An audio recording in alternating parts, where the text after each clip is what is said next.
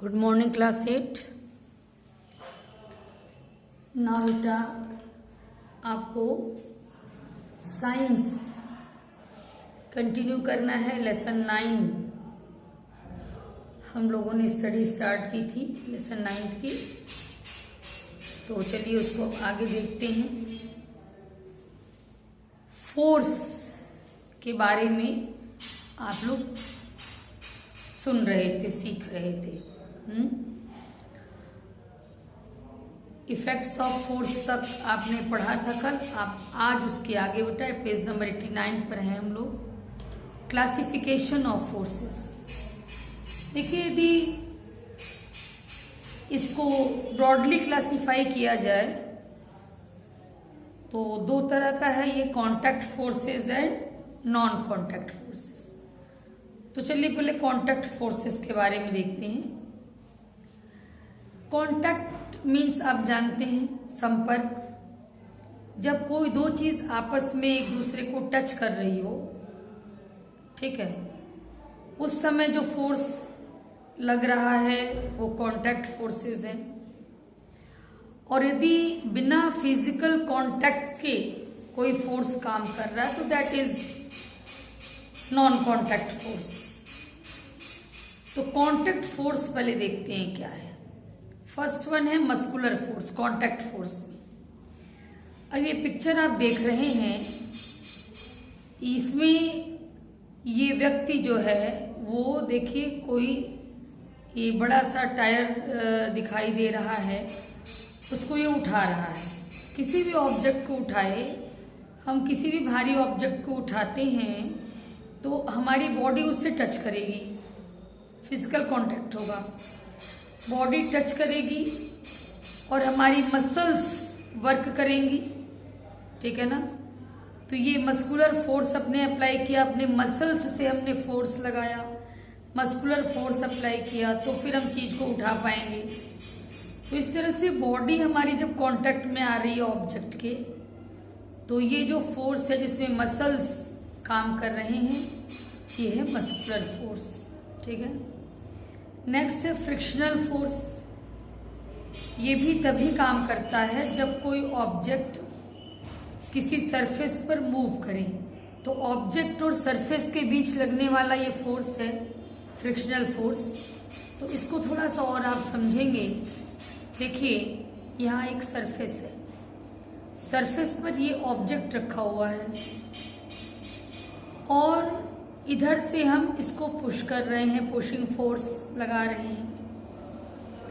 तो जानते हो सरफेस, इसके ऊपर जो फोर्स लगाएगा, फ्रिक्शन फोर्स जो लगेगा, दोनों बॉडी के कांटेक्ट में आने के कारण जो फ्रिक्शन फोर्स लगेगा, उसका जो डायरेक्शन होगा वो हमारे द्वारा अप्लाइड फोर्स की डायरेक्शन के जस्ट अपोजिट होगा। आपने तो इंटेंशनली इधर फोर्स अप्लाई किया है, बट जो फ्रिक्शन फोर्स काम करेगा वो अपोजिट डायरेक्शन में काम करेगा, ठीक है। यही रीजन है कि जब किसी चीज को आप पुश करके छोड़ दे, तो मान लो बॉल है, बॉल बहुत अच्छा एग्जाम्पल है। बॉल को आपने पुश करके छोड़ दिया तो क्या बॉल मूव करता ही जाएगा, करता ही जाएगा? नहीं, पहले बॉल मूव करना शुरू करेगा, फिर धीरे धीरे उसकी स्पीड स्लो होगी और उसके बाद बॉल रुक जाएगी। क्यों जानते हैं? क्योंकि बॉल और जो ग्राउंड है, जमीन है, जो सरफेस है, उसके बीच फोर्स ऑफ फ्रिक्शन लगेगा या फ्रिक्शनल फोर्स लगेगा, और वो फ्रिक्शनल फोर्स जो होगा उसका डायरेक्शन बॉल के मूवमेंट के डायरेक्शन के जस्ट अपोजिट होगा। बस इसी को आप समझ लीजिए। जैसे इस पर इधर की ओर फोर्स लगाया गया, तो जो फ्रिक्शनल फोर्स लगेगा उसका डायरेक्शन जस्ट अपोजिट होगा। इसीलिए जिस बॉल को हमने पुश करके मूव कराया था वो थोड़ी दूर जाकर के रुक जाएगी। पहले उसकी स्पीड कम होगी। क्यों कम होगी स्पीड? इसी फ्रिक्शन फोर्स के कारण, क्योंकि फ्रिक्शन फोर्स उसके मोशन का अपोज कर रहा है। इसलिए पहले तो उसकी स्पीड डाउन हुई, स्लो हुई, और उसके बाद फिर वो रुक जाएगी। ऐसे ही और भी तमाम एग्जाम्पल्स हैं। जैसे उन्होंने कहा कि हम लोग साइकिल पे पैडल मारते हैं, और पैडल मारना छोड़ दिए तो क्या होगा, पहले तो घूमेगा वो, और उसके बाद धीरे धीरे पैडल फिर अपने आप स्टॉप हो जाएगा। तो यही फ्रिक्शनल फोर्स ही है। तो ये जो भी फोर्स है, फ्रिक्शनल फोर्स, ये कांटेक्ट के कारण है। ऑब्जेक्ट और सरफेस का कांटेक्ट, किन्हीं भी दो चीज़ों का आपस में कांटेक्ट के कारण है, इसलिए कांटेक्ट फोर्स है। अब आइए non contact force. Non contact force में कोई फिजिकल कांटेक्ट ऑब्जेक्ट के साथ नहीं होगा, ठीक है। फॉर एग्जाम्पल देखिए ग्रेविटेशनल फोर्स, खूब ध्यान से समझिएगा।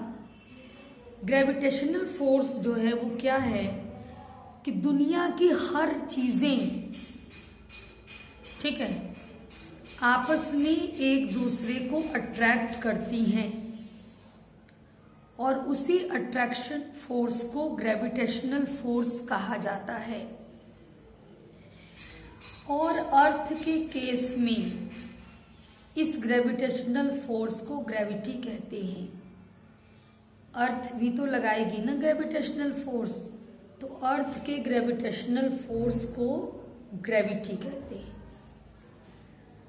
अब देखिए, आपने देखा है, अनुभव किया है, आप जानते हैं कि यदि किसी पेड़ पर से फल टूट के गिर गया, मान लीजिए टूट गया मान लो, तो टूट करके फल कभी भी आकाश में नहीं जाता, जमीन पर आता है।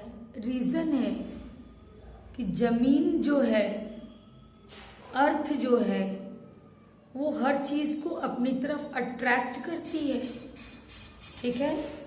जब ये फल लगा हुआ था, एक पकड़ बनाए हुए था ट्री के साथ, तो ठीक है, लेकिन जब ये फल टूटा तो ये नीचे इसलिए आएगा क्योंकि अर्थ इसके ऊपर ग्रेविटेशनल फोर्स, जिसको ग्रेविटी कहेंगे इस केस में, ग्रेविटी लगती है, इसलिए ये नीचे आ जाएगा, फल ऊपर नहीं जाएगा, ठीक है। ग्रेविटेशनल फोर्स देखिए मून और अर्थ के बीच भी लगेगा। यूनिवर्स के किसी भी, कोई भी यूनिवर्स का ऑब्जेक्ट है तो एक ऑब्जेक्ट दूसरे ऑब्जेक्ट को अट्रैक्ट करता है, ठीक है। मून और अर्थ के बीच भी ये फोर्स काम करता है, ग्रेविटेशनल फोर्स, और इसीलिए आप जानते हैं कि मून जो है वो अर्थ के चारों तरफ रिवॉल्व करता है, हट नहीं पाता, इसी ग्रेविटेशनल फोर्स के कारण। एक चीज और भी है, इसी ग्रेविटेशनल फोर्स के कारण किसी भी चीज में वेट समझ में आता है। इवन हम लोगों को भी अपना भी वेट इसी कारण समझ में आता है। जहां ग्रेविटेशनल फोर्स कम होगा तो वहां धरती पर हमारे पांव नहीं जम पाएंगे, जमीन पर हमारे पांव जम नहीं पाएंगे। आपने सुना होगा कि मून पर लोग जाते हैं तो उतर नहीं पाते उस पर। कारण होता है कि पता चलेगा आप तैर रहे हैं, क्यों? क्योंकि जो ग्रेविटी अर्थ की है हमारे पर, मून का ग्रेविटेशनल फोर्स उससे बहुत कम होता है, 1/6 होता है। अर्थ की ग्रेविटी के कंपैरिजन में 1/6 होता है मून पर ग्रेविटेशनल फोर्स, और इसी कारण हमारा वेट या किसी भी चीज का वेट मून पे कम समझ में आएगा, और उसी चीज का वेट अर्थ पर 6 टाइम्स, उसके 6 गुना समझ में आएगा, ठीक है। अब है इलेक्ट्रोस्टैटिक फोर्स। ये क्या है? तो इलेक्ट्रोस्टैटिक फोर्स जो है वो ऐसा फोर्स है जिसमें कोई चार्ज्ड बॉडी, ऐसी बॉडी जिसपे चार्ज है, चार्ज्ड बॉडी जो है वो दूसरे चार्ज्ड या अनचार्ज्ड बॉडी पे जो फोर्स लगाती है वो है इलेक्ट्रोस्टैटिक फोर्स। इसमें यह जरूरी नहीं है कि दोनों चीजें जो फोर्स लगा रही है, जिसपे फोर्स लग रहा है, वो कांटेक्ट में आए, ये जरूरी नहीं है। बहुत सिंपल सा एग्जांपल मैं आपको बताती हूँ। आप प्लास्टिक की कंघी यूज करते हो घर में, कॉम, उसको आप रूखे बालों में रगड़ लीजिए पहले, ठीक है, सूखा भी हो बाल, रूखा भी हो सूखा भी ज्यादा अच्छा काम करेगा। उसे सूखा तो कम से कम हो ही, तो खूब पहले रब कर लीजिए आप अपने बालों में, और पहले से आप कागज के छोटे छोटे टुकड़े रखे रहिए, तोड़ तोड़ के छोटे छोटे टुकड़े। जानते हैं, जब बालों में कंघी को ऐसे रब करके और फिर आप छोटे टुकड़े से थोड़ा दूर ही ले जाके रखेंगे तो वो कागज का टुकड़ा आके चिपक जाएगा कॉम में, कंघे में। क्यों? क्योंकि जब हमने कॉम को अपने ड्राई हेयर पे रब किया तो कॉम चार्ज्ड हो गया, और ये चार्ज्ड बॉडी जो है वो कागज को अपनी तरफ अट्रैक्ट कर लेती है। तो ये होता है इलेक्ट्रोस्टैटिक फोर्स। अब है मैग्नेटिक फोर्स। जाहिर सी बात है कि मैग्नेट के द्वारा लगाया गया फोर्स, चुंबक के द्वारा लगाया गया फोर्स मैग्नेटिक फोर्स है। बहुत बड़ा यूज है मैग्नेट का और इस मैग्नेटिक फोर्स का।